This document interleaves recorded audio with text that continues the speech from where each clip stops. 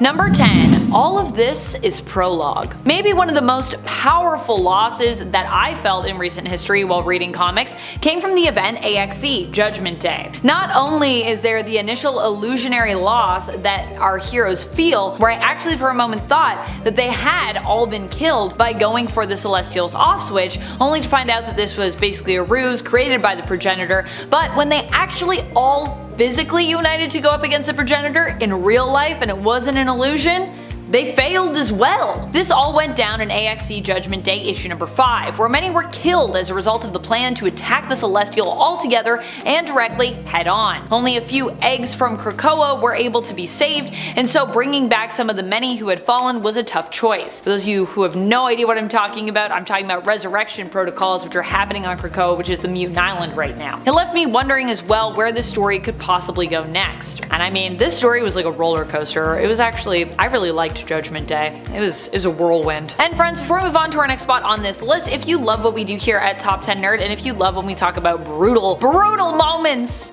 be sure to check out our brutal playlist for even more brutality. Number 9. Delicious. Maybe one of the most gruesome fights to have ever happened involving Spider-Man happens against one of my personal favorite villains, Morlun. And yes, I know, there are many people out there that don't like Morlun, but I do like Morlun. What can I say? I am a sucker for vampires, even if they are weird, multiversal, energy vampires that feed on animalistic totemic energy. During the other story, Spider-Man was suffering from a mysterious illness and was weakened. It was during this time that Morlun struck in issue 526 of The Amazing Spider-Man. Not only does he beat Spider-Man to a pulp here, but he also devours one of his eyeballs, plucking it out. Yeah, ouch. And also, if I may add, ew. I also love that for this point I literally took the quote delicious. Number 8. Be true to yourself. Be the best you are able to. Don't ever give anything but your best. This defeat wasn't a straight up defeat per se, but really a lot of that column A with just a hint of column B. During the Crisis on Infinite Earths event in issue number 7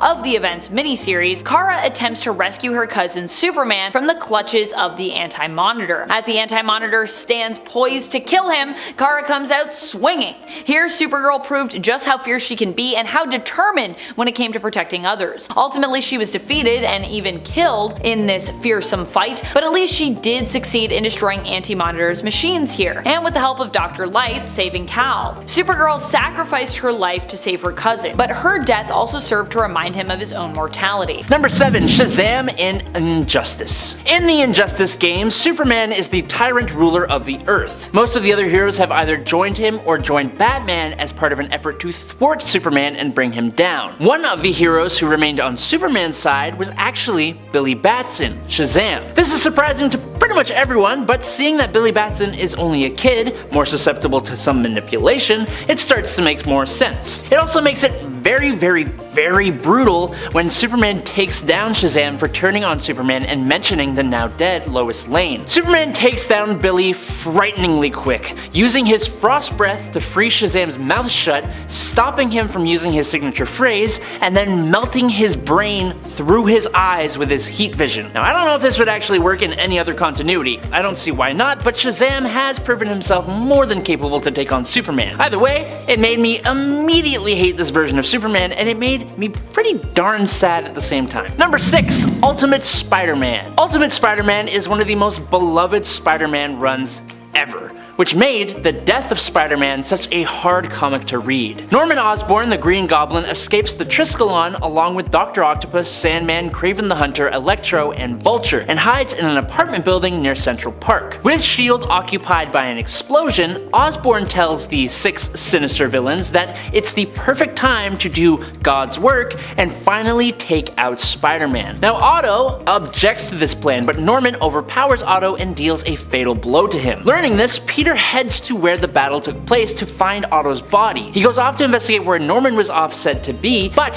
when he leaves, he ends up spotting Captain America standing over a beaten Nick Fury and sees the Punisher aiming a rifle at Cap. That's all part of a separate issue, but he immediately dives towards Cap and pushes him out of the way, taking the bullet on himself. Now while it wasn't fatal, in his weakened state he had a much harder time facing off against Green Goblin and his collected villains. Peter puts up one hell hell of a heroic fight with the help of Aunt May, the Human Torch, and Mary Jane, taking out pretty much everyone until he faces this super amped up version of Green Goblin. Fighting on his last legs, he's helped out by Mary Jane, who shares one last kiss with Peter before he defeats the Goblin and then suffers his final blow from an explosion. He then passes away in the arms of Mary Jane in a pretty iconic panel, and now I want to cry. So that's great. Number 5, Countdown to Infinite Crisis. I think we can all agree that it's incredibly rare to see a mainline superhero taken out of the picture. And if it does happen, it's usually in a huge blaze of glory like Spider-Man up there, or an incredibly tragic moment, or after a long momentous battle with cancer in the case of Marvel's Marvel. So when Ted Kord, Blue Beetle, was erased from existence thanks to a bullet from a barrel at the hands of Maxwell Lord in the Countdown to Infinite Crisis, it was pretty bad. After following Ted the whole book as he struggles for anyone in the Justice League to take him seriously, while he's correctly on the trail of Maxwell Lord and learning of all his misuse of both the Justice League's files, Batman's Brother's Eye satellite, and the OMAX, you'd expect Kord to come out surviving, having a cathartic moment where he finally gets the League's respect or to make a dent in Lord's plans, but instead, he gets snuffed out like a tea light candle that hadn't even begun to make the wax melt. It's abrupt, it's brutal, and it made me legitimately sad to read it. Number 4, House of M. Look, there is getting completely clobbered, losing life or loved ones, going down the path of a tyrant, and turning on one another, and that all happens in House of M. The kicking off point for this story was a defeat all of its own, the heroes being completely helpless as the Scarlet Witch completely rewrote reality. Now while she gave everyone pretty much exactly what they all wanted and made mutants the dominant race on the Earth, she robbed the world of their free will and had them all living a complete lie. And when that lie was uncovered, the Scarlet Witch lost more than she already had. Blaming that loss on her inclusion as a mutant, she spoke the 3 little words of no more mutants, and all at once, the mutant species suffered one of its most devastating defeats. All at once, 986,618 mutants were depowered, leaving some in situations that saw them lose their lives, thanks to the decimation. It was first estimated that 91.4% of the world's mutant population lost their powers overnight, leaving less than 200 mutants in the world. The Xavier Institute's mutant students count went down from 182 to just 27. This left mutants on the brink of complete extinction. Number 3, Hush. Batman has a bit of a habit for being infallible. Or at least I think that's what he likes to tell himself. So, when someone gets the better of him, it hurts. But when that someone is a childhood best friend, I can imagine it hurts quite a bit more. In the 2003 story Batman Hush, Bruce Wayne's childhood friend, Dr. Tommy Elliot, comes back to Gotham, but unbeknownst to Bruce, Tommy has a plan in place. Working with the Riddler and a large array of Batman's rogues gallery, including Killer Croc, Clayface, Harley Quinn, Poison Ivy, and even the Joker, Tommy orchestrates a huge plan manipulating events and those closest to Bruce Wayne to leave Batman distracted, outsmarted, paranoid, and ultimately subdued. He uses intimate details of Bruce's life against him in an attempt to take down Batman and have him unmasked at Arkham Asylum, all in some weird attempt for revenge against Bruce's father and a promise made by baby Bruce. Now if it wasn't for the intervention of Jim Gordon and a reformed Two-Face, Batman would have completely lost, being broken down over the course of the story by his old friend. Number 2, Pain of the Gods. If we are talking devastating defeats, a really good place to look would be issues 101 to 106 of JLA from 2004, a storyline titled Pain of the Gods that details each member of the Justice League's biggest failures. It is absolutely depressing, but on the bright side, perfect for this list. It kicks off with Superman, who arrives to save people trapped in a burning building. Now an unnamed hero shows up to lend a hand while Superman saves those inside, and he brings them to safety until an explosion goes off, burning the other superhero to a crisp. The second issue follows Flash as he fails to save 2 younger people from a burning building, finding them when it was too late and the smoke inhalation had got them. He then goes around the city installing fire detectors in every single house, getting mad at a family who didn't find time time to go install a new battery. In issue 3, we see John Stewart, Green Lantern, trapped between two separate domestics. He rushes to one and prevents it, but when he makes it to the other, it was arguably worse and resulted in a loss of life. The next issue follows Martian Manhunter, but this time it's more of his failings to understand the emotion that we experience as humans and his alienation from that and the pain of losing his entire species. It's really interesting, honestly, but moving on to issue 105, this one follows Wonder Woman, and for the Amazon, it was an extremely close near-death experience at the hands of a new supervillain that drove her down a path of needing some emotional support. Now, each issue ends with the team coming together for each other as a support system, and it's actually really sweet. And it all wraps up in the final issue with a story that was happening alongside everything else I talked about, but I'll leave that for you to read for yourself because it's really cool and I think you'll like it. And finally, in at number 1, it's Nightfall. There are many deranged and off-the-wall villains in Batman's rogues gallery, and while the Dark Knight has suffered losses and defeats at the hands of a few, none of those defeats are as infamous as the one he suffered at the hands of Bane. By issue 11 of the Broken Bat part of the arc, Bane had managed to find out that Bruce Wayne was indeed Batman. Bane surprised Bruce at his home, pumped himself with venom, and laid a brutal beatdown on the Dark Knight in his own home. The fight continued on into the Batcave, and being completely taken by surprise, Batman is on his last legs when the venom-fueled tank of a man lifted Batman over his head and dropped him spine first onto his massive back-breaking knee. This brutal move, captured in one of the most iconic panels ever, put the Batman completely out of commission, requiring him to choose another to fill his role as the protector of Gotham until he could make his final triumphant return. Kicking off the list at number 10 is Civil War. While there was a clear winner in terms of who won the conflict in Marvel Comics Civil War event, that being Tony Stark, in the grand scheme of things, there really wasn't any winner. The Civil War split the entire superhuman community down the middle. Heroes allied with villains, friends turned on friends, people were manipulated into joining a side, and a few of those people passed away, all for an act that would require the registration and regulation of superhuman individuals, following a completely avoidable superhuman-caused catastrophe. And while you had Tony Stark coming out on top, he made a lot of enemies along the way, including Spider-Man, and I don't think he ever intended for the death of Steve Rogers. Also, after he came out on top, he was put in charge of S.H.I.E.L.D. and did a spectacularly bad job, leading to Norman Osborn, of all people, to take over, ushering in a whole lot more of bad. I don't think really anyone came away from Civil War feeling particularly great. Number 9, The Reigning. After the passing of Odin at the hands of Surtur during Dan Jurgens' Thor run from 1998 to 2004, Thor became the new All-Father of Asgard, and he made some pretty interesting choices during this time. One of the biggest decisions he made was moving Asgard to the skies above New York to inspire mortals with its grandeur and to force the world to be better. This triggers a conflict with the governments of Earth, which ultimately ends with the Asgardians conquering the planet and completely wiping out most of the superheroes. The story now shifts 200 years, where Thor now rules over this dystopian future and is no longer worthy of Mjolnir after killing his human counterpart Jake Olsen, symbolically cutting his ties with humanity. There is no more famine or disease, no borders or religion, there's no need to work, and Asgard's magic provides infinite clean energy for the whole planet. But this comes at the cost of making humans become inferior, with a few also planning to rise up against the Asgardians in order to regain their freedom. Thor marries Amora the Enchantress, and they have a son called Magni. Now Magni ends up supporting the humans and the rebellion after seeing how badly the Asgardians are actually treating them. He challenges his father to lift up Mjolnir, proving that he is no longer worthy and leading Thor to question his own actions. After seeing the error of his ways, Thor uses the Odin Force to go back in time, erasing that whole timeline and making sure the Asgardians never take over Earth. For a character as unstoppable as Thor, his defeat here came in a much more poetic way, and it made for a great story. If you're enjoying this part 2, make sure you get yourself over to our channel to check out part 1, and maybe, if you want to, subscribe while you're at it. always helps us out here at Top 10 Nerd. Coming in at number 8 is Avengers Infinity War. In the MCU, most of the movies follow a simple idea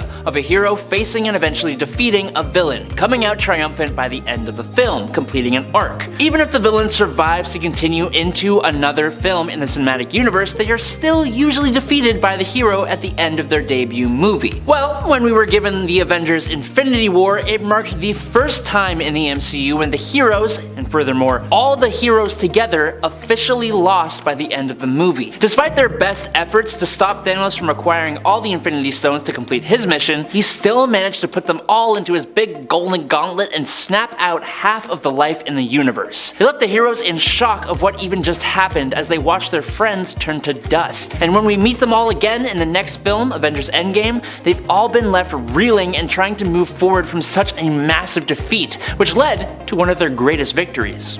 Number 7. Loses his marriage. Possibly one of the worst defeats is also not even a physical one. At one point, Mephisto ends up tricking Peter into giving his marriage away. Well, not really tricking him, and not really Peter alone, as Mary Jane was also one of the two to make this call, but it was still pretty brutal. Not just for Peter, but also for all of us readers. After Peter's secret identity was revealed, a hit was put out on him, but when they missed, they actually hit Aunt May instead, who ended up in critical care and was on the verge of dying. In a bid to save her life, Mary Jane and Peter traded away their marriage to Mephisto, having no choice but to do so if they wanted to keep Aunt May alive. And of course, we can't let Aunt May die. I mean, she's lived for so long. Keep her alive.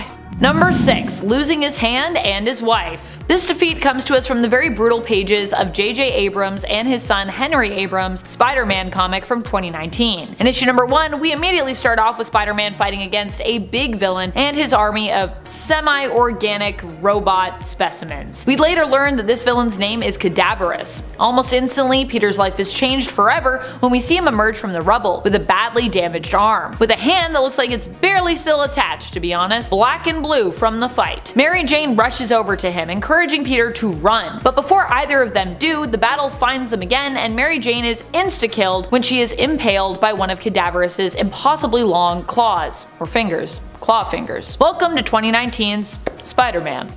Number 5. Losing his daughter. One of the most heart-wrenching moments in Spider-Man comics for me comes from a very personal moment for both Peter and Mary Jane. This is like a brutal defeat that isn't even like a fight, like a fist fight. At one point, Mary Jane was pregnant and even seemingly gave birth to a baby girl. However, Mary Jane was wrongfully told that the little one did not make it, when in reality, Pete and MJ's daughter was actually taken by Allison Mongrain, who was later revealed to be working for Norman Osborn. What Norman wanted with the child, well, we'll never really know, as this was never really revealed to us fans. The only thing that was seemingly confirmed was their daughter's tragic fate, much later on. That is, if we can even believe what Norman says to be true. I personally wouldn't at this point, so I'm still personally hopeful that Peter and Mary Jane's lost daughter could still return one day. Although I don't know how that would work if their marriage no longer existed. Would that affect them having a kid together? Could they have never had a kid together? Does that get erased? Number 4. Got your eye. Morlun actually is the one to feast on Peter's eye. This happens during the story Spider-Man the Other. In this story, Peter finds out he's dying and sets out to try and find a cure. However, not even the greatest scientific minds in the world, including Black Panther and Mr. Fantastic, can find one. He even tries to travel back in time, but that ends up not working out very well either. Morlun at this time was popping up just to say some cryptic stuff to Peter, like, be careful what you wish for, particularly when you don't truly want it. But eventually, the cat is out of the bag, and so Morlun reveals himself and decides to stop speaking cryptically and start kicking butt,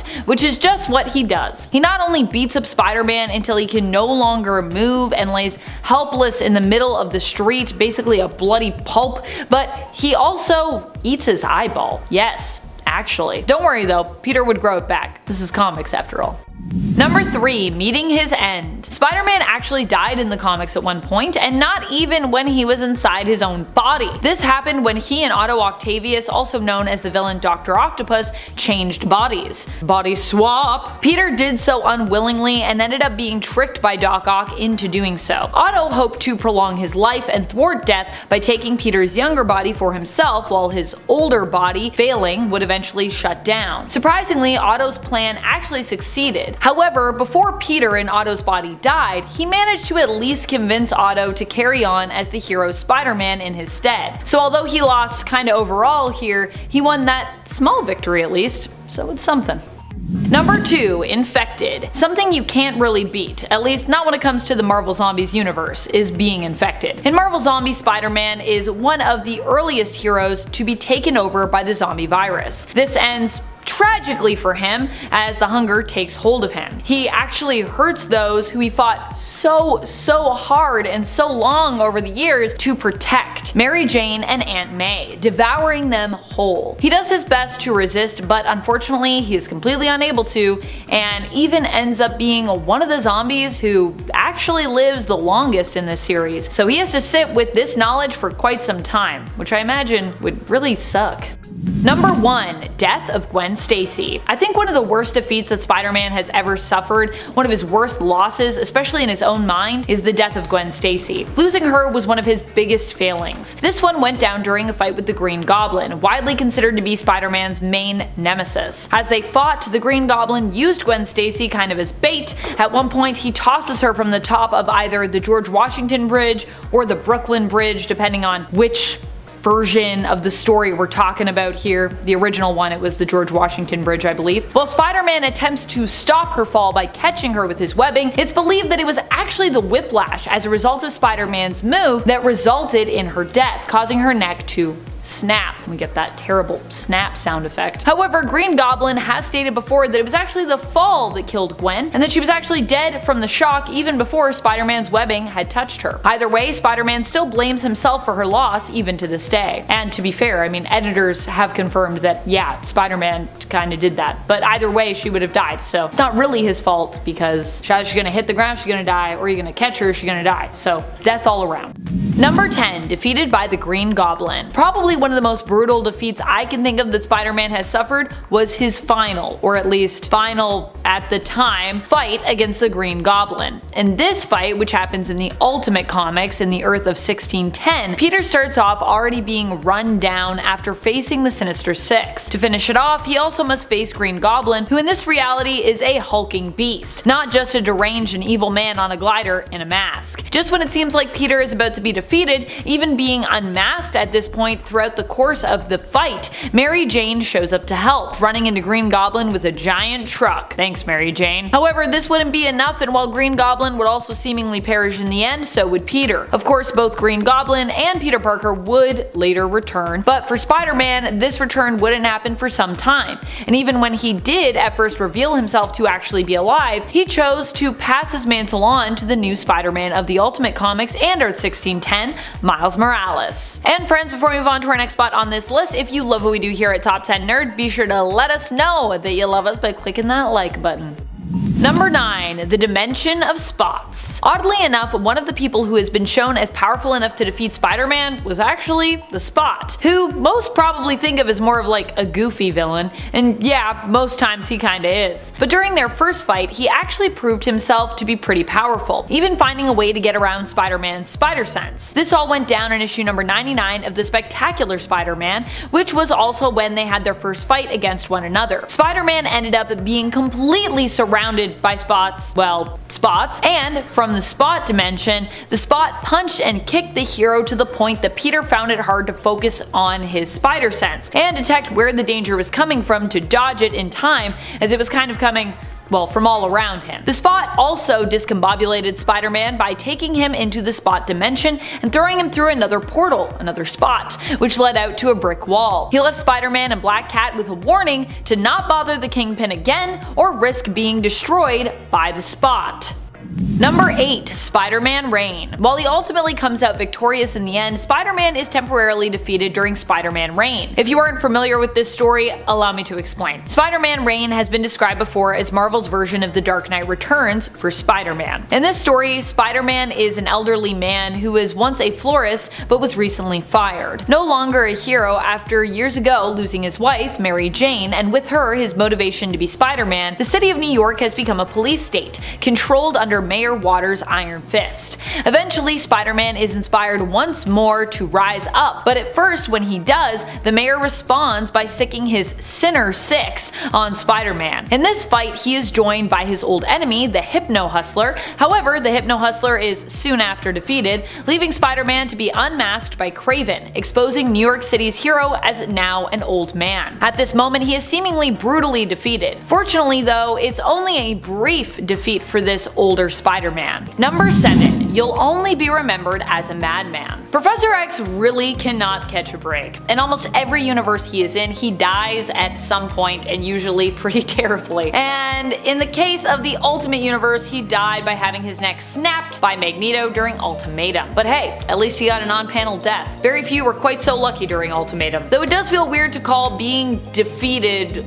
lucky, but here we are. Xavier's famous last words to Magneto are warning him that he has gone too far, and that regardless of what he thinks he can do, wipe out the entire world as though he were a god, wash the human race from its surface, that he will not win, and in fact will go down in history as another madman. Just another madman. When Xavier compares him to the leader of Germany during World War II, however, the Chancellor of the German Reich, you know who I'm talking about, that causes Magneto to snap, which makes sense given Magneto's history. He snaps Xavier's neck in response, so while Magneto would not ultimately win the greater war here, he would win this battle at least, pretty permanently, because you know, Xavier's dead. Number 6. What a lucky man I was. I think the wild thing here is how little is said or thought in this fight. Well, I mean, there are no thought bubbles. I'm sure people are thinking, but we don't get to know what they are because, you know, this defeat comes from the battle between Superman and Doomsday, but in the animated film, The Death of Superman. So yeah, no thought bubbles here. The fight here between Superman and Doomsday somehow comes across as even more brutal and devastating to me than in the comics. Superman is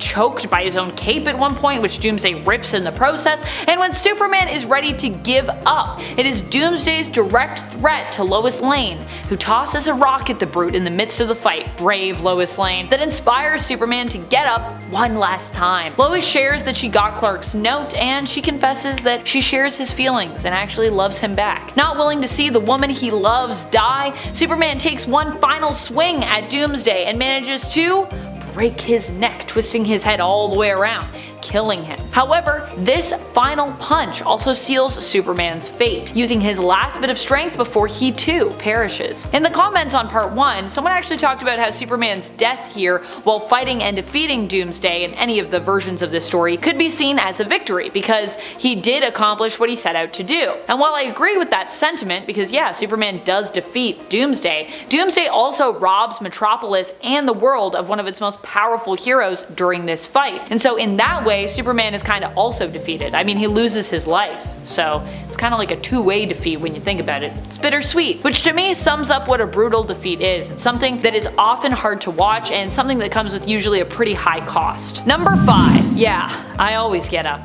Man, when it comes to tragic Spider-Man deaths, for a guy that seems to always survive just about anything, we sure have a lot of those. And Into the Spider-Verse, there are multiple Spider-Men and women, Spider-Folks as I like to say, and the reality of Miles Morales, he is Spider-Man, but even in his reality, there was a Peter Parker who was the original Spider-Man. Tragically, almost as soon as Miles gets to know him and he sees that Miles also has spider-like abilities, he's gone, leaving Miles without a mentor until he meets the alternate reality Peter B. Parker. Peter dies while trying to stop Kingpin's plot to open up portals to other dimensions, in the hopes of reviving the family that he lost. After passing on a USB key, or a goober, as it is called by Peter B, to Miles to use it to stop the collider, Kingpin and Prowler confront Spider-Man, and when Peter warns Kingpin that his plan will both destroy the world and ultimately fail in the process, or I mean at least destroy New York here, Kingpin loses his cool, slamming his fists into an already exhausted Spider-Man's chest, killing him. Number 4. This is going to hurt you a lot more than it does me. Famous words that come from Joker before he brutally attacks Jason Todd with a crowbar. This all went down in the Batman story A Death in the Family. Fans at the time were able to vote on whether or not Jason Todd would live or die. After the brutal attack on his life in issue 427 that ends with an explosion going off which buries Jason's body in rubble, in issue number 428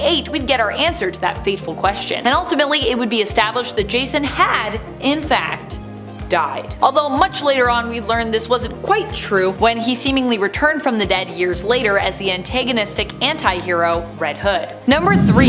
You losing your cool, Brucey? This is probably one of the most brutal in terms of the devastation that was physically wrought here. For this point we're talking about Wolverine versus Hulk, but in the Ultimate Universe. And you know it's going to be brutal because it's the Ultimate Universe. Wolverine was tasked with hunting down Hulk for fury, but when he finally does find Hulk, Hulk remarks on how he really doesn't want to be found, also proving that, you know, he doesn't really need to be disturbed because he's actually calm, he's intelligent now, and at that time of no danger really to anyone. At least not in that moment. So long as they don't, of course, goad him into getting angry, of course, which, you guessed it, Wolverine purposefully does here. In response, Hulk and Wolverine begin to fight, and eventually Hulk rips Wolverine in half. And once Wolverine manages to climb a mountain to recover his legs, his lower half of his body, Hulk then threatens to eat one of Logan's legs. Ultimate Universe, why you like this? Fortunately, this pretty brutal defeat of Wolverine is interrupted by She-Hulk, who in this universe is actually Betty Ross. Number 2.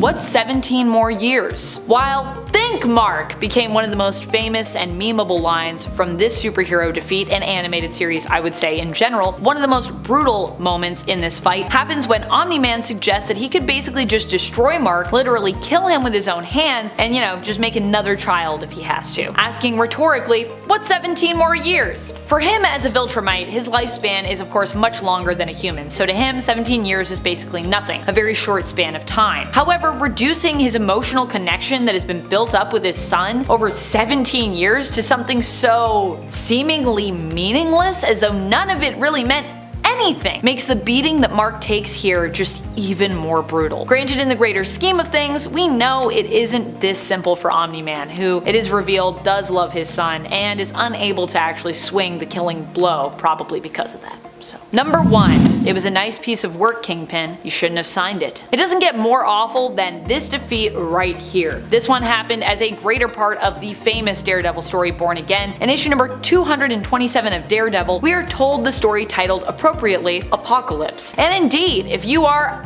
Matt Murdock, it would certainly feel like the apocalypse. Here, Kingpin finds out Daredevil's secret identity and uses it not to simply kill him, but instead to destroy his entire life. First, he comes for his law practice, making it seem as though Matt bribed a witness in a case. But he doesn't stop there. He comes after his finances, his sanity, and even blows up his apartment, and in the process, destroys his costume. However, while DD is left feeling pretty defeated by, you know, that point of the whole thing when his apartment goes boom at the end of this issue, he at least now has a name to pin this all on, seeing it all as the work of none other than Kingpin. So that's a plus, I would say. At least he has like a vendetta now. Keep him going. Number 10. Tormented and defeated on repeat. When Joker received 99.9% of Mr. Mxyzptlk's power, he used this power to wreak all kinds of havoc. One of the things he used these new epic reality warping powers for was to torment Batman forever on repeat. Daily, Emperor Joker would severely torment and kill Batman,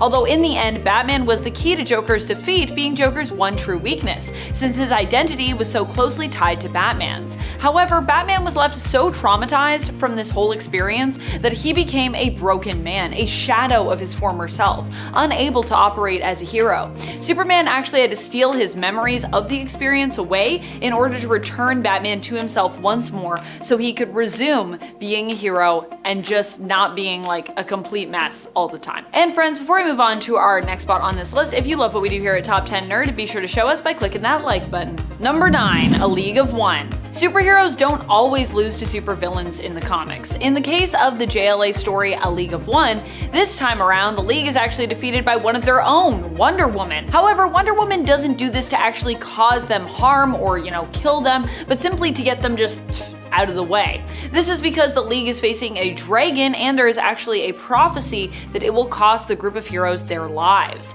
Wonder Woman not only manages to defeat the League, but also manages to sidestep her own doomed fate upon facing that dragon. Number 8. Loss of his parents. Obviously, one of the worst defeats to happen to Batman happened to him when he was simply known as young Bruce Wayne. This would be the loss of his parents. Without them dying, he wouldn't be the man he is today, for better or for worse. The death of his parents tormented young young Bruce so much that it, along with another freak encounter with a bat, inspired him to become the masked vigilante known as Batman. So in a way, it's this trauma that has led to so many of the other awful experiences that Batman has suffered through, countless physical injuries as well as mental and emotional turmoil, and both victories but also other defeats as well. Number 7. You Are Not My Father. Probably one of the most emotional fights, especially when we consider that at the time we had a lot of complex emotions about, well, at least one of these people, happens between Professor Charles Xavier and his star pupil, Scott Summers, aka Cyclops. I'll let you guess about who he had complex feelings about. This one went down during the events of Avengers vs. X-Men. It happens at a tense time in the history of the X-Men, not just because they were up against and at conflict with the Avengers as a result of a debate about what to do with the incoming Phoenix Force, but because of the revelations that had happened in recent years in regards to Charles's more shady practices, like not telling his students that the danger room they were training in had actually itself become a sentient AI mutant who was in essence kind of being oppressed by the headmaster of the Xavier Institute, for example. In the end, Charles attempted to talk down Scott, who at this point had the full power of the Phoenix Force, or he takes the full power of the Phoenix Force during this fight, and uses it at his fingertips. Basically, he was also being corrupted by that. Himself filled with a bunch of complex feelings at the time in regards to Charles, Cyclops ends up refusing his once mentor's help, and instead kills him in a blaze of phoenix flames. Despite the fact that Charles at this point was a controversial figure, he was still, I would say, considered to be more hero than villain. And despite the fact that Cyclops himself is usually known for being a hero, he still defeated a man often also known for his own heroic and idealistic dreams. Number 6. The day the proudest, most noble man ever finally fell. Obviously, I'm kinda trimming down that quote a bit, but it just fits a little bit better in my point. What an iconic defeat. So iconic it not only shook the comic book world, but also the everyday world as well, making headlines. And sure, all in all, this was kind of a publicity stunt to help boost comic sales, but it also became a huge story for comic book fans everywhere to look back on for years to come. While Superman would return, his defeat against Doomsday and ultimate initial death in the comics would be felt the world over. The death of Superman is epic, and I personally always like coming back to it, not just for Clark himself, but for the characters that are a big part of his world. Lois and Jimmy, his parents, John and Martha, makes me feel so many emotions. Also, why was Jimmy so handsome in the 90s? I ask myself that every time I return to Superman comics in the 90s. I'm like, Jimmy, you're looking real jacked. Number 5. Take heart, Kitty. Oof, this one hits me right in the feels. I go back to what it felt like the first time I read this one, and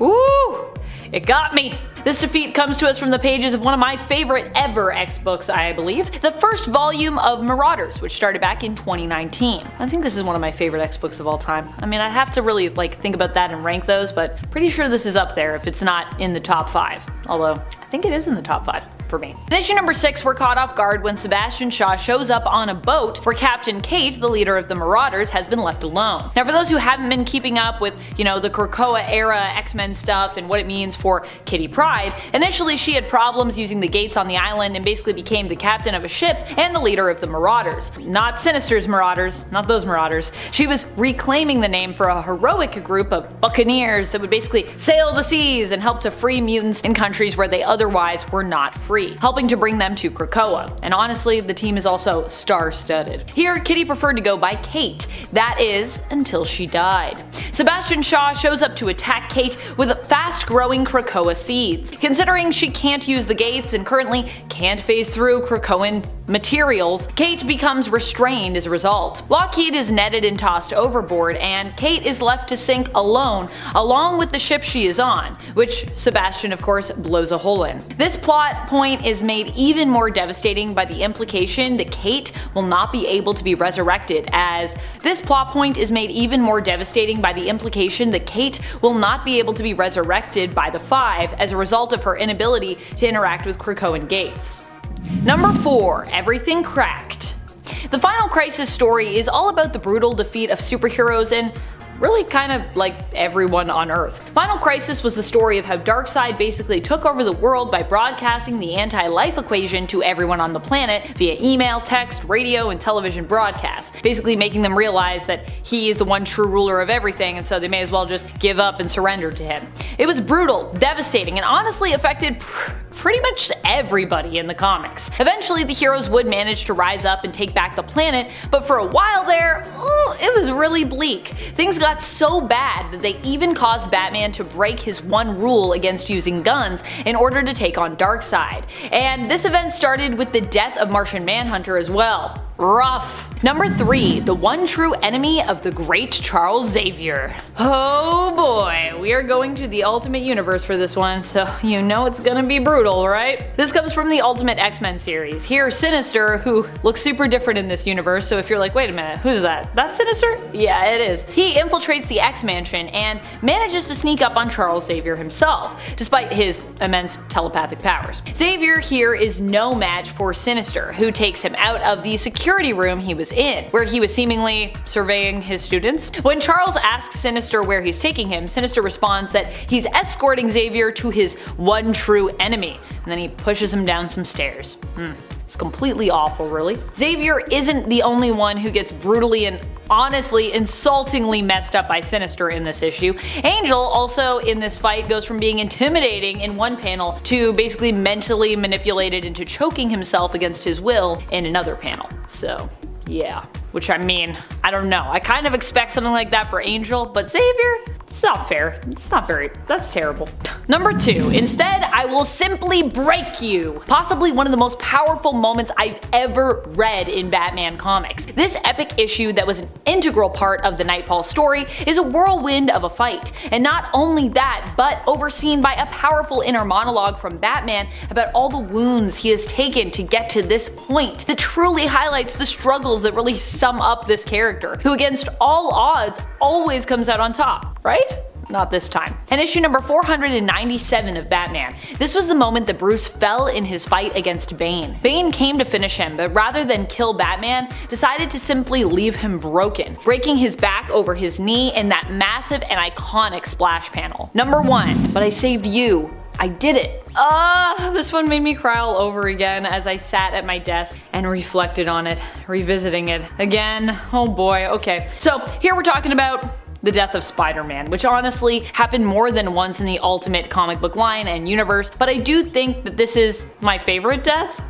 This is Spider-Man's death done right, is what I mean, in my mind. If you have to do it, obviously, because I don't think many of us would really ask for something this heartbreaking to happen, but you know, here we are, it happened, and it's so sad. During Ultimate Spider-Man issue 159 through to issue 160, we see Peter in his final fight. In the final moments of this final fight, unmasked and with nothing really left to lose, he is forced to give it his all to protect the people of New York City, and more specifically, his friends, his family, his loved ones, and the people of his own neighborhood. In the end, despite everything he does in this epic fight, which spans multiple issues, he is defeated by the Green Goblin. And the ultimate version of the Green Goblin is an unstoppable, and as we later find out, immortal tank of a villain. This fight and defeat has it all though. Ups, downs, it's an emotional, action-packed roller coaster. And while Spider-Man does seemingly die, so seemingly does Norman Osborn as well in the end. So while this is a defeat, there's also at least some poetic justice felt in the end too. But goodness, Aunt May, whew, boy do I feel for Aunt May here, oh, it's so awful.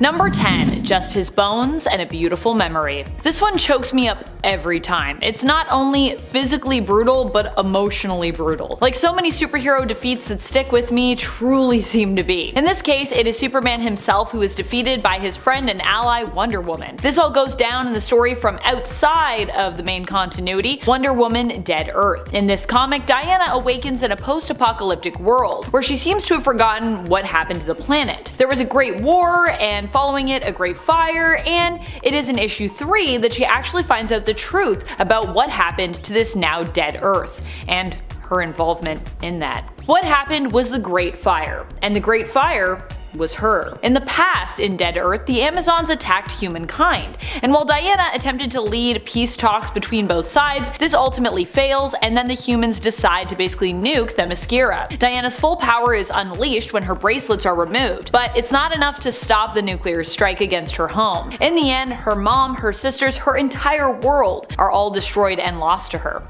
Superman rushes to help, but also arrives too late after prioritizing his own parents, who also were victims of a nuclear attack in Smallville. Smallville. Her power fully unleashed, heartbroken and filled with rage, Wonder Woman takes out her frustrations on Superman. The two fight, and ultimately this untethered and unlimited power that Diana has tapped into proves to be enough for her to destroy Clark after their fight also has obliterated the Earth via collateral damage. And friends, before we move on to our next spot on this list, if you love what we do here at Top 10 Nerd, why not show us you love us by clicking that subscribe button? I know there's a bunch of you that aren't subscribed, so, you know, if you want to subscribe, it helps us out. Number 9. The Justice League are dead. Welcome to Dark Crisis. Or really, welcome to Justice League issue number 75, the beginning of Dark Crisis. In this issue, the Justice League goes up against Pariah. Pariah used to be a scientist trying to stop the death of universes who basically became corrupted when he was cursed to watch worlds end over and over again without being able to do anything to save them. I mean, to be fair, that would, I think, make pretty much anyone corrupted and kinda crazy. Pariah is back, and this time he intends to end the suffering of the multiverse by ending the heroes of the main continuity. He does this because he believes in destroying the main continuity he'll kind of be able to end the cycle of destruction, seeing it as kind of the root of the problem because the heroes from that reality have in essence meddled too much with the state of the multiverse. So he's like, in order for us to save the multiverse, we kinda gotta get rid of you guys. As a result, he seemingly handily defeats the Justice League in one go, blasting them with his own power after making them fight sort of the darkness, which is like an army of evil characters they fought before, but really it's just the darkness, leaving only Black Adam to survive, return to Earth, and tell the tale of what happened. Of course, the Justice League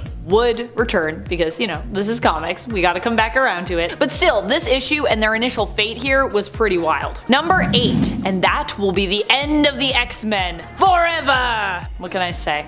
I'm a sucker for the classics. This one comes to us from the old days of X-Men, the Jack Kirby and Stan Lee days. In issues number 17 and 18 of Uncanny X-Men, Magneto is revealed to be the villain who has infiltrated the X-Mansion, having returned from outer space where we last saw him be transported to by the Beyonder. He has returned to once more resume getting revenge on the X-Men and mankind. It isn't until the end of issue 17 that Magneto is revealed as he greets the parents of Warren Worthington III, aka mutant student Angel's parents, having handily defeated almost all the X-Men one by one after luring them to the mansion. Magneto's plan is to send them up in an air balloon, which is basically like attached to a metal ball that contains them. Fortunately, while initially defeated in issue number 17 and struggling to escape in issue number 18, Iceman ends up getting showcased as the true hero in this issue. Kinda helps save the day here, almost single-handedly defeating Magneto just as the X-Men escape their deadly air balloon fate and return to back him up. Number 7.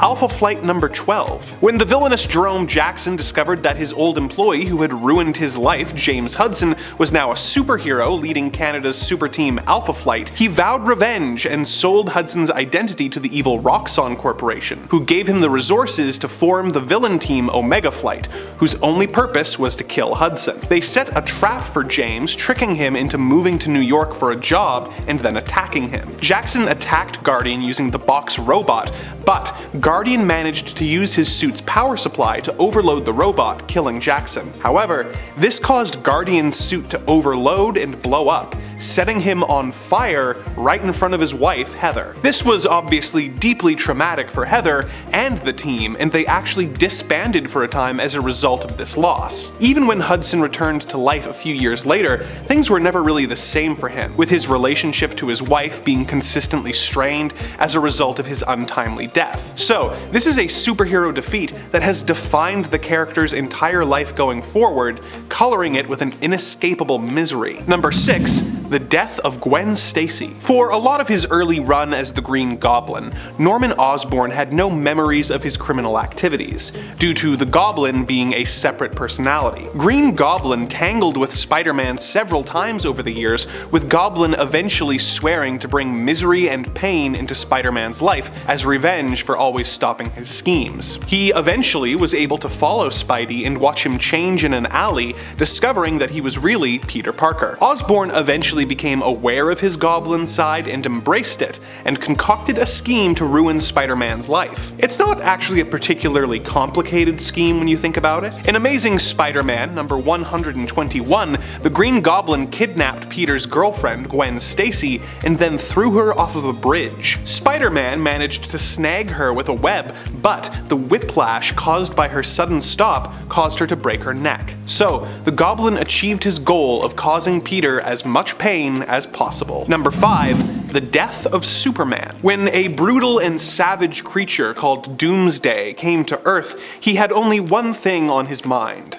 destruction. He destroyed a small town and tore through the Justice League as they attacked him. No matter what was thrown at him, Doomsday would not go down. It soon became clear, as Doomsday continued to shrug off attacks, that this was a job for Superman. Superman went up against the creature as Metropolis bore the brunt of the damage. Doomsday was so powerful that Superman had to use the full force of his powers without holding back at all. He took an incredible beating, but managed to kill the creature in the end. Unfortunately, he had taken so much damage while doing so that he passed away in the arms of a distraught Lois Lane. So really, this fight is more of a tie when you think about it. The world was devastated at the loss of Superman as they mourned their hero in a massive funeral and wondered what would become of them now. Perhaps the most devastating element of this affair was that Superman's parents, John and Martha Kent, weren't able to attend their son's funeral as his secret identity would be compromised, and because Superman was entombed at a Metropolis memorial, they were unable to bury their son and instead had to bury a few of Clark Kent's possessions instead. Number 4. A death in the family. The Joker has made a long career of making Batman miserable by racking up massive body counts while enacting twisted schemes to bring Gotham City to its knees. Batman is usually able to stop the Joker before he achieves his ultimate goal, but sometimes the Clown Prince of Crime gets the better of the Dark Knight. The most infamous example of this was when the Joker captured the second Robin, Jason Todd. He beat him with a crowbar and left him in a warehouse that was rigged to explode. Batman almost got there in time to save Jason, but Robin was blown to smithereens. Batman tried to arrest the Joker, but in a bizarre twist, because the Joker was acting as the ambassador to Iran at the time, he was not charged with the crime due to diplomatic immunity. Batman did stop the Joker from completing his plan to gas the UN, but considering that Batman considers losing Jason his greatest failure, that kinda makes it the Joker's greatest win. And considering how much trauma the incident caused Jason once he returned to life, and the fact that it drove him to become a murderous vigilante whose relationship with Batman is tense at best as a result, it has been a long-lasting and fruitful victory for the Ace of Knaves known as the Joker, and a bitter defeat for the Dark Knight. Number 3.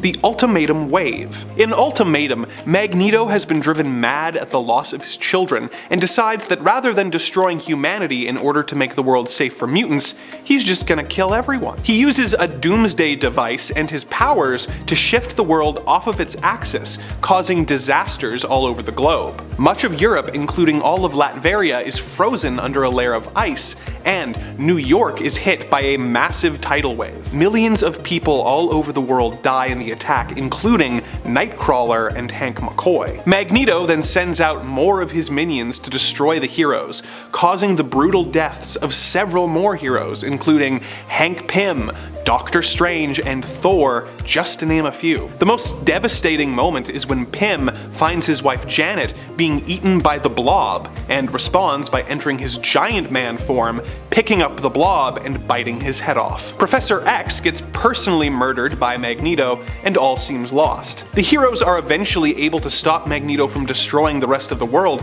but the initial defeat caused millions of deaths of both heroes and civilians, and the resulting anti-mutant sentiment and pain of the survivors changed things in the Ultimate Universe forever. Number 2. Watchmen's Giant Squid. In the Watchmen universe created by Alan Moore, superheroes were outlawed and the United States and Russia are at the brink of nuclear war. The smartest man alive, Adrian Veidt, formerly the hero Ozymandias, came up with a plan to save the world at the cost of millions of lives. He cloned the brain of a murdered psychic and created a giant psychic squid which he planned to teleport into New York, where it would kill millions of people with a psychic attack, making the world think that they were under attack by aliens, causing them to unite against a common threat. It's slightly more complicated than that, but it's kind of hard to explain, and frankly, you should just read Watchmen if you haven't already. His plan was uncovered by the heroes of the book, who went to Veidt's Arctic palace to confront him and try and stop him. But after explaining his evil plan, he clarified that he had already enacted his plan 35 minutes prior, and that they were too late to stop him. In order to preserve the peace that had been brought about as a result, the heroes were forced to go along with the charade that Ozymandias had concocted. Number 1. Green Lantern loses a planet. In the Cosmic Odyssey series, when the anti-life equation became a sentient creature, it split itself into 4 pieces. These anti-life aspects each went to a different planet, forcing Darkseid and Highfather to team up with Earth's heroes in order to stop them. Martian Manhunter and the Green Lantern John Stewart were sent to the planet Xanshi to deal with the threat and defuse a planet-destroying bomb. The two tracked down the explosive, but feeling that Martian Manhunter was out of his depth, an arrogant Stewart used his power ring to trap Martian Manhunter in a bubble and send him away, telling him that he would only slow him down. Unfortunately, when Green Lantern got to the explosive, he discovered that it had been painted yellow, making him incapable of defusing it with his ring. It went off, and though the ring protected Stewart and Manhunter from the blast, the planet and all of its inhabitants were killed due to the Green Lantern's arrogance and carelessness. Martian Manhunter was understandably furious at Stewart, and the Green Lantern was obviously racked with guilt that never really went away. He certainly grew from the experience, but there are few things more devastating than failing to save an entire planet because you were overconfident in your own abilities. Number 10. Civil War II. Captain Marvel and Iron Man used to be super close, but then Civil War II happened and BAM! We are well past the events of Civil War II now, especially regarding relationships being mended, but boy, did this initially muck up the friendship between Carol Danvers and Tony Stark. Although more recently, Tony actually just tallied votes from Legacy Avengers members and actually elected Carol the new leader of the team. Healing! After the success of Civil War I, Marvel thought a second Civil War was in order, but this time the motives behind it weren't quite as solid as the first time around. Carol Danvers believed the Inhuman Ulysses' visions of potential futures should be acted on to protect humanity. In other words, Civil War II was basically Minority Report. Being down this road before, Iron Man tried to talk Carol out of this madness, but after Rhodey died when a prediction of Ulysses' actually came true, there was no stopping her. Ultimately, the event led to a one-on-one fight between Carol and Tony, with Tony being seemingly permanently defeated. Although this is Iron Man, of course, so of course he would recover. We can't have Marvel without Iron Man, so he has to come back. And friends, before we move on to our next spot on this list, if you love what we do here at Top 10 Nerd, be sure to show us you love us by clicking that like. Number 9. Hulk blames Tony Stark for his creation. This fight comes to us from Original Sin. Original Sin was an event where dark truths from many different characters' pasts were unearthed. In Bruce Banner's case, this involved him learning that Tony Stark was the one who basically caused the accident that turned him into the Hulk. Once he knows, Hulk becomes driven to end Iron Man, and while Tony tries to escape and defeat the Hulk, he ultimately fails. In the end, Hulk comes out on top, but despite Tony being badly beaten along the way, the two old friends were able to resolve their past conflict, with Hulk's Bruce Banner realizing that what Tony did years ago, nerfing his gamma explosive, wasn't really that bad in reality. I mean, if not for Stark doing that, Banner probably wouldn't have even survived the explosion and wouldn't even have been alive today. That being said, if he had perished, he also wouldn't be the Hulk, which he kinda is like, I don't even know, should I even be here? But while he regrets his transformation, Tony berates him, saying that the world does need the Hulk and that his being around is not inherently bad. That Banner and Hulk are needed and wanted in the world. Honestly, while the fights are epic, the resolution is also quite epically touching here, I gotta say. I love the end of that, when they just sit down and they're just having their little talk. Talk it out, guys. Sometimes you gotta Hulk smash it out, sometimes you gotta Hulk talk it out. Number 8. Carnage cracks Iron Man. I feel like one of the worst things you can do in a fight with Carnage is bring a symbiote into the fight with you. Bad idea. And yet this is exactly what Tony Stark decided to do in Extreme Carnage Alpha and Omega. He decided to get involved in all things symbiote when Null attacked Earth, infecting one of the symbiote dragons with Extremis to create the Extremebiote. But bringing this new organic suit into a fight with Carnage was kind of a bad idea, as Carnage took over the Extremebiote, leaving Tony completely vulnerable, as he was of course naked underneath. Well, he was beaten here by Carnage and ended up in the hospital to recover. Fortunately, Agent Anti-Venom was around to ultimately save him from Carnage's wrath and help avoid any worse damage to Stark. So Thank goodness, but he still got his butt whooped. Number 7. Tower of Babel. In the Tower of Babel event, Ra's al Ghul manages to use Batman's own intel and files on the Justice League to defeat them. Ra's gains access to Batman's systems and is able to retrieve these detailed files and plans via his daughter Talia. He uses this information to take on and defeat all members of the Justice League, even managing to seemingly distract Batman by robbing the graves of his parents. Number 6. Death of the Justice League. The Death of the Justice League kicked off in issue number 75 of the 2018 Justice League series.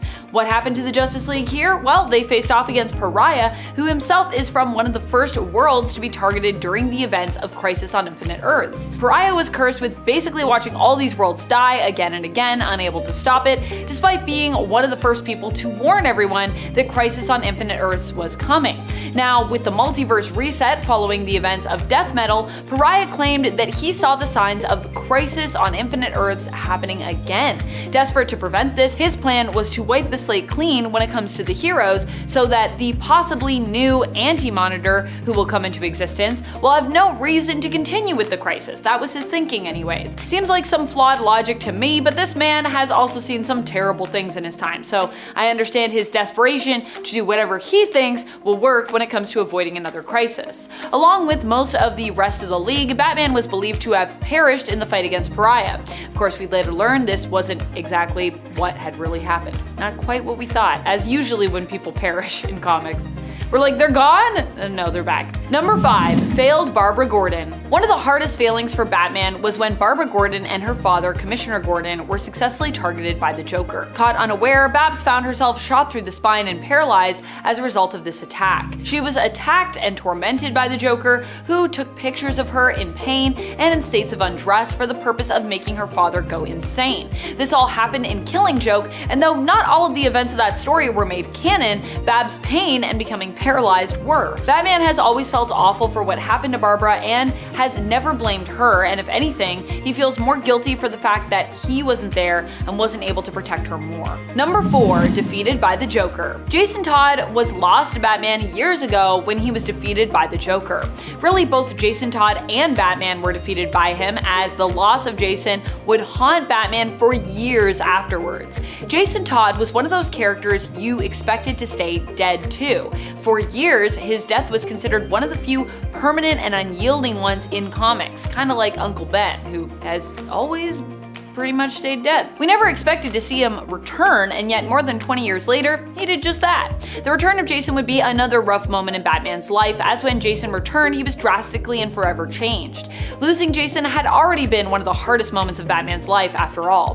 His coming back, unfortunately, didn't make the loss Batman had suffered years earlier with his defeat to the Joker any less painful, unfortunately. Number 3. Final Crisis, which actually apparently wasn't so final, as Dark Crisis did end up following after its events. But regardless of whether or not it was actually final, Final Crisis was definitely a bad time for Earth. In this story, Darkseid actually succeeds in obtaining and releasing the anti-life equation on Earth. He puts it on the internet where it can be easily seen and then spread. Those who see it basically lose their will to live, becoming enslaved to Darkseid and his will instead of having their own will. While in the end, the heroes do manage to break free from the influence of Darkseid and the anti-life equation, with Batman himself defeating Darkseid in the end with a Radion bullet. Darkseid still works to enslave all of Earth and many of its heroes, for a time being seen as the victor. And even when Batman does succeed in beating Darkseid, he himself is believed killed as a result. However, in reality, he was kind of just like thrown way back through time and went to essentially have time-traveling adventures until he finally made his way back to the main continuity universe. But hey, we didn't know that at the time. We had to wait to find that out. Number 2. Death of Damian Wayne. Batman has lost a lot of Robins over the years, and a lot of adopted sons, but Damian Wayne was his natural heir. Well, natural-ish.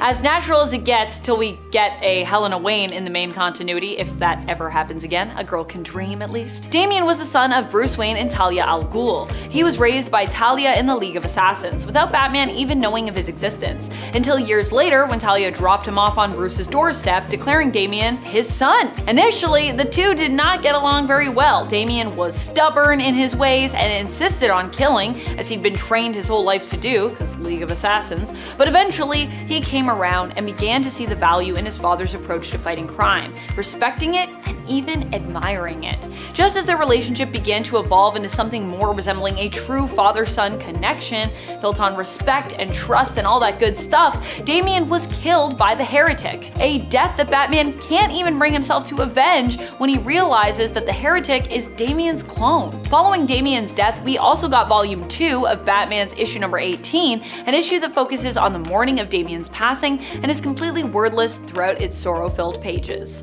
Of course, Damian Wayne would also return, but you know, at the time it was brutal. Number 1. Death of Alfred. What could possibly be a greater defeat than the loss of Batman's parents, Batman's son? How about the loss of his confidant, his butler, and more importantly, his lifelong father figure, Alfred? I don't think it gets much more brutal than this. While the death of Batman's parents is tragic, Alfred was there to help pick up the pieces and in essence help to raise the boy before his parents passed, and of course thereafter. He was probably one of the closest people to Batman and was more apparent to Bruce in the end than his parents were able to be due to them being lost to him when he was so young. Alfred was shockingly killed by Bane after he kidnapped him when Damian Wayne didn't take Bane's threat seriously and set out to save Alfred. Bad idea, Damian. It was because of his pursuit of Bane that Alfred was killed by the villain, and this was all part of Bane's plan to break Batman again, but this time focusing more on breaking him mentally and psychologically than, physically. Number 10. Deceased Batman. In the Deceased universe, the world is infected with an anti-life virus that infects people and turns them into zombies when they look at a screen. This story is apocalyptic in nature, so naturally there are a lot of brutal moments of heroes being killed by the zombie hordes. Probably the most devastating of them is what happens to the Bat family. Nightwing and Tim Drake are infected by the virus and go to Wayne Manor and attack Batman and Alfred. They bite the Dark Knight, infecting him. Alfred is forced to put down Dick and Tim with a shotgun, and Batman tries to slow the infection by getting into one of Mr. Freeze's cryosuits. He puts together a package for Damian containing a batsuit for him and turns. Alfred is forced to put him down with a shotgun and leaves the cave, thinking about how he had to put an end to 3 of his children. To make things even worse, in a later story in this universe, it is discovered that there is actually a cure for the virus, and Alfred has to grapple with the fact that he killed his sons when they could have been saved. Number 9. Old Man Logan. On Earth 800,007,128, where the Old Man Logan story takes place, Captain America's old foe, the Red Skull, managed to organize all of the Earth's supervillains and used them to defeat all of the heroes of their world and take over the United States. As he explained to a dying Captain America, Abomination was given California, although a crazed Hulk gang would eventually take this over. Dr. Doom was given the Bible Belt, and Magneto was given Las Vegas, although this was eventually taken over by the Kingpin. Red Skull took over the White House and installed himself as dictator. Worst of all was how the villains defeated the X-Men. Wolverine was monitoring the situation with Jubilee when the X-Mansion was suddenly attacked by supervillains. As the children fled, Wolverine made a brave final stand against the bad guys, cutting them down one at a time until there were none left. It was then that Mysterio revealed that the whole thing had been an illusion, and Logan had been attacking his own teammates the entire time. This was so devastating that Logan walked away from the situation due to his guilt, letting the villains take over and vowing to never pop his claws again. Number 8.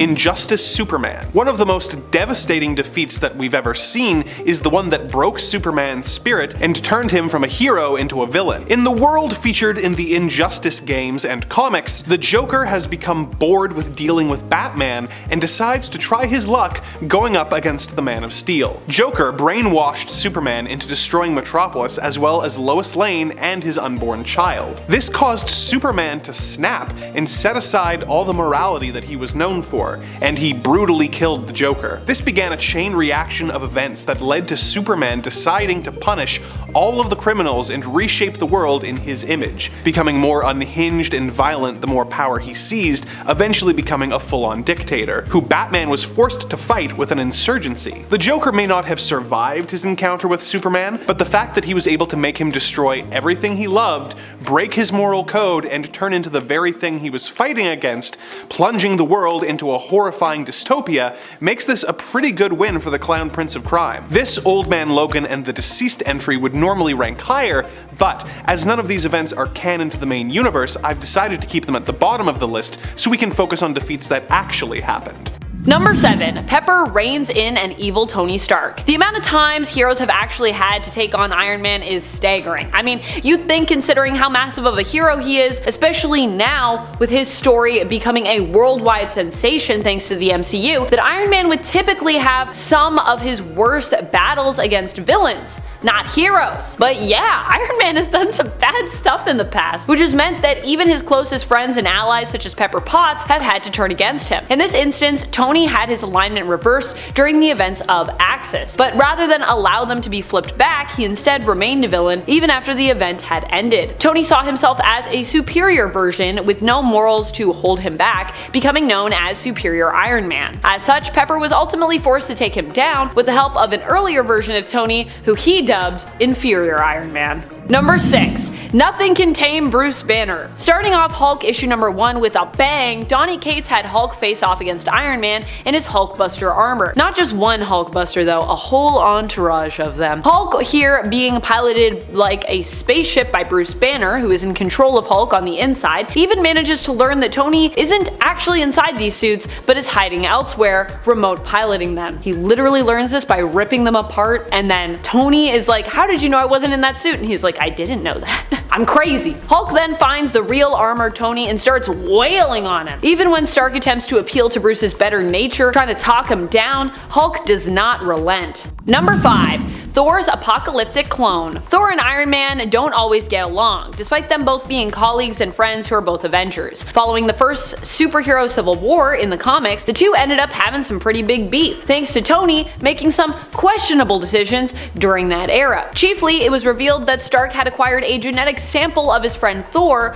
I'm just imagining Tony like at the Avengers mansion or something, raiding through Thor's like hairbrush late one night for those sweet genetic samples. He's like, "Ha ha ha, I have his hair, I can use this at some point." And he decided to keep these genetic samples for a rainy day, in case he ever needed to make, let's say, a Thor clone. After Thor died, that's what he did, creating Ragnarok, Thor's bald and villainous clone who would end up being recruited to Norman Osborn's Dark Avengers. Needless to say, Thor was not too happy to hear of this upon his return to the realm of the living, and ended up revealing just how displeased he was in a one-on-one fight against Iron Man, which went as well for Tony as you would probably imagine. After all, Thor is a god. Thor wouldn't kill Tony, but he definitely made sure to make it known that if he wanted to end Iron Man's life, he could with ease. Number 4. Black Panther gets creative. Who is smarter, Tony Stark or T'Challa? Most people would pick Tony for this kind of versus, but Christopher Priest's Black Panther would say otherwise. In issue number 45 of the 1998 Black Panther series, Iron Man in a stealth suit faces off against Black Panther. This stealth suit was specifically designed for such a task, with Tony attempting to anticipate both Black Panther's offensive and defensive abilities. But what he can't seem to prepare for is just how brilliant T'Challa is, with him demonstrating how resourceful, creative, and brilliant he is in his brutal takedown of Iron Man's stealth armor. Sneaking up on T'Challa, it turns out, is kinda always a bad idea. Number 3. Thanos wins. In the Marvel Cinematic Universe, technically one of the greatest defeats of all happened to Iron Man 2. This was when Thanos initially won against all the heroes of Earth and succeeded in collecting all the Infinity Stones and using them to snap half of the population out of existence. It was a wild time for us, and I'm sure the heroes alike. Iron Man learned that the heroes had lost back when he was left stranded on another world, the home world of the Mad Titan Thanos, known as Titan. Not sure if he'd even make his way home ever again. He also ended up being one of the few people left alive after the battle had been fought and Thanos snapped. Iron Man was there to see his protege Spider-Man turn to dust before his eyes as one of the casualties of the events of Infinity War. Number 2. Black Widow does the unimaginable. Black Widow majorly betrayed Iron Man in the Ultimate Universe. While she didn't defeat him at the end of the day, her turning on him came with a pretty great cost, so I'd still say it was a defeat in a way. And while Iron Man did ultimately win in the end, he himself was still standing, I would argue that initially Iron Man was seemingly defeated in ways by Black Widow, who caught him off guard. Also, sure, it's not main continuity, but it's honestly so bad it needs to be acknowledged and mentioned here. In the Ultimate Universe, Black Widow was only posing as a hero, but was really in secret a villain the whole time, simply pretending to defect to get in with the heroes and then betray them and the United States. She was engaged to be married to Tony Stark and ended up breaking off the engagement when she revealed her true colors. She attempted to steal Tony's fortune and tragically killed his loyal butler and friend Jarvis as well. Number 1. Thanos' henchwoman wins. Not only has Thanos won against Tony Stark before, but in the comics, Thanos didn't even fight directly against Tony during the Infinity Gauntlet saga. He apparently had less respect for Iron Man than he expressed in the MCU. Instead of fighting Iron Man one-on-one, Thanos decided to deploy Taraxia. Taraxia was basically created by Thanos in his image to act as his partner after Death rejected him. As such, Taraxia basically looks like Thanos, but with a feminine shape and a head full of long blue hair. She was tasked with taking on the heroes at Thanos' behest, and did so with great pleasure. When facing Iron Man in Infinity Gauntlet issue number 4, she brutally defeats him by removing his head from his body.